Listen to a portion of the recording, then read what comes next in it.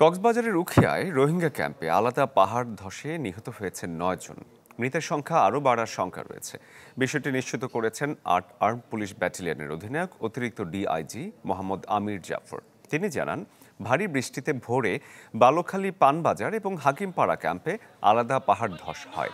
এতে মাটি চাপা পড়ে বেশ কয়েকটি বাড়িঘর। পানবাজার ক্যাম্পে এক বাংলাদেশি এবং ৪ রোহিঙ্গার মৃত্যু হয়েছে। আর হাকিমপাড়া ক্যাম্পে মারা যান ৪ রোহিঙ্গা। মরদেহ উদ্ধার করে উপজেলা প্রশাসনের কাছে রাখা হয়েছে। স্থানীয়দের পাশাপাশি উদ্ধার কাজ চালাচ্ছে ফায়ার সার্ভিস এবং পুলিশ।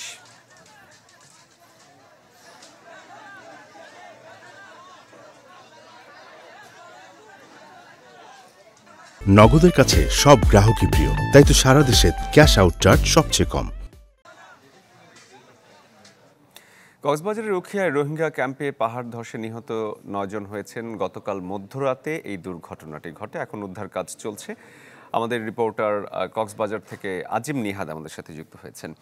আজিম, মৃতের সংখ্যা আরও বাড়তে পারে বলে উদ্ধারকর্মীরা বলছেন। উদ্ধার কাজের সব শেষ কি অবস্থা এই মুহূর্তে?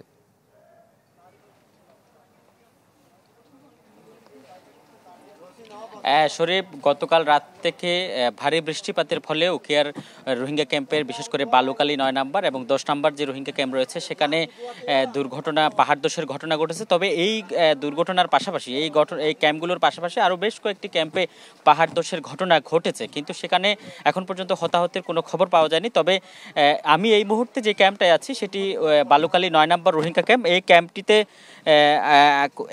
যে জায়গাটিতে বর্তমানে আমি আছি সেই জায়গাটিতে গতকাল প্রায় রাত ৩টার দিকে ভারী বর্ষণের ফলে দুজনের মৃত্যু হয়েছে। ইতিমধ্যে এই দুজনকে উদ্ধার করে পার্শ্ববর্তী আরও একটি উঁচু জায়গার মধ্যে রাখা হয়েছে এবং এটার পাশে আরও একটি স্পট আছে, আরও একটি দুর্ঘটনাস্থল আছে যেখানে একজন মারা গেছে। অর্থাৎ এরকমভাবে প্রায় এই ক্যাম্পে বালুকালীর এই যে ক্যাম্পটি রয়েছে সেখানে ৫ জনের মৃত্যু হয়েছে। পাশাপাশি যে হাকিমপাড়া ক্যাম্প রয়েছে ১০ নম্বর ক্যাম্প, সেই ক্যাম্পে আমরা জানতে পেরেছি সেখানেও 4 জনের মৃত্যু হয়েছে। ইতিমধ্যে সমস্ত মরদেহগুলো ঘটনাস্থল থেকে উদ্ধার করে পার্শ্ববর্তী আরও যে সমস্ত জায়গাতে পাহাড় ধসের ঝুঁকি কম সেখানে রাখা হয়েছে। তবে কোনো মরদেহ কিন্তু এখন পর্যন্ত উদ্ধার করে এখন পর্যন্ত ক্যাম্প থেকে বের করে ময়নাতদন্তের জন্য থানা পুলিশের কাছে নিয়ে যাওয়া হয়নি। সমস্ত মরদেহগুলো এখানে রয়েছে এবং পাশাপাশি আমরা ক্যাম্প 18-তে বেশ কয়েকটি দুর্ঘটনার খবর পেয়েছি। সেখানে প্রায় 18 থেকে 19টা স্পটে ছোট ছোট পাহাড় ধসের ঘটনা ঘটেছে, যদিও এখন পর্যন্ত সেখানে প্রাণহানির কোনো খবর পাওয়া যায়নি।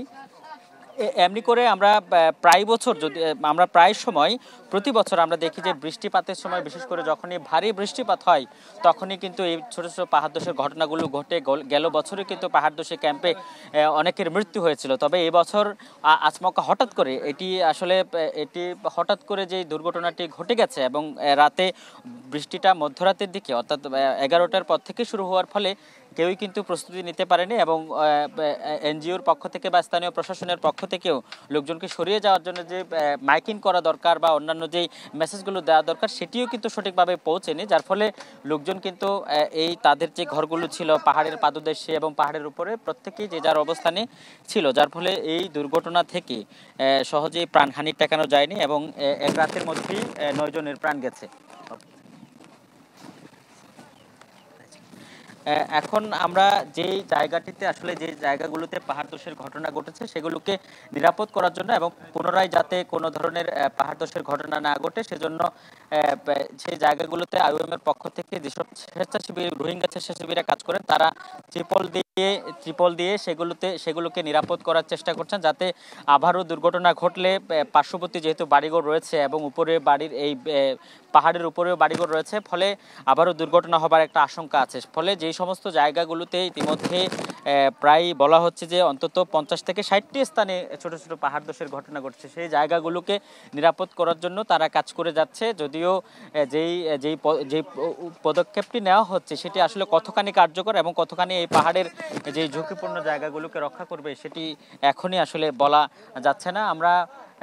আমরা যেটি দেখেছি যে গত প্রায় 2017 সালে যখনই রোহিঙ্গারা বাংলাদেশে সে দেশ থেকে পালিয়ে বাংলাদেশে আশ্রয় নেয় তখনই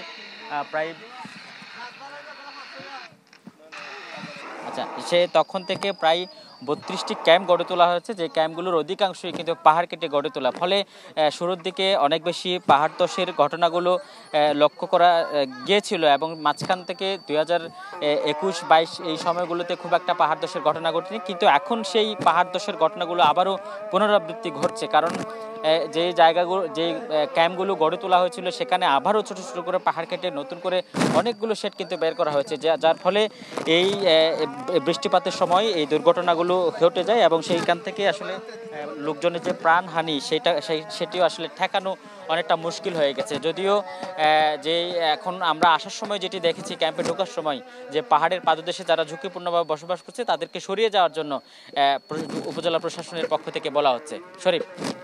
আজিম, ধন্যবাদ আপনাকে।